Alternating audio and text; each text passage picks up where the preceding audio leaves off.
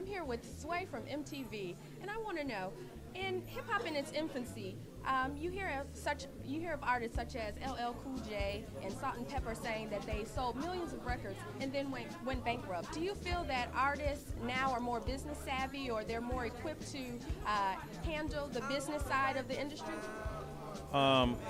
Alicia, I think, well, the people you're talking about an era in hip hop where we didn't understand the business. We were the business, but didn't understand the mechanics of the business. Hip hop in the music industry was relatively new, if not new, when LL Cool J came in by that time. So it's almost like being in the 7th grade and being expected to pass a college course. So I think the reason why a lot of us went bankrupt then is because we didn't understand the business. So the deals we were signing, though they looked lucrative and they looked good on paper, weren't actually good to us. And the other thing is, a lot of people in the early days were coming from less fortunate circumstances in terms of economic status. So when you break the grip of poverty, and you start receiving money and you start getting it in concentrated dosages, if you don't know how to manage money, if you didn't know how to manage money when you were broke, you definitely not going to know how to do it when you become wealthy or when you become rich. And I think a lot of us made errors in managing money. I know in my early days in the music business, when I started seeing checks that I thought were large at that time, I spent them. And I didn't understand that I had to put money aside for taxes. Taxes is really what killed a lot of people in terms of their finances, and then not realizing that they didn't sign great deals. All right.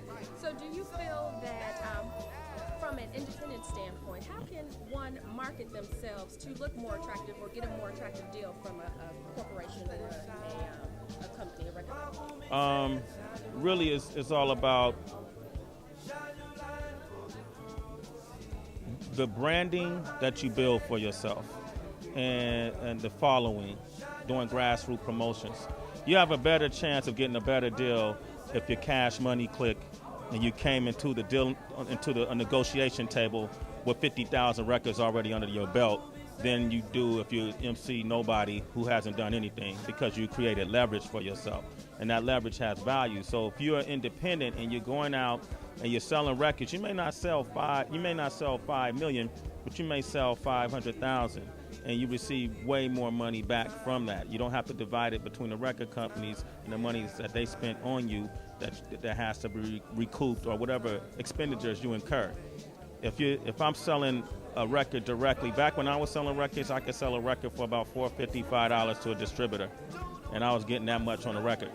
When I signed the deal, I was getting 12 points, with after them taking back money they spent on me, might have averaged out to about 90 cents a record.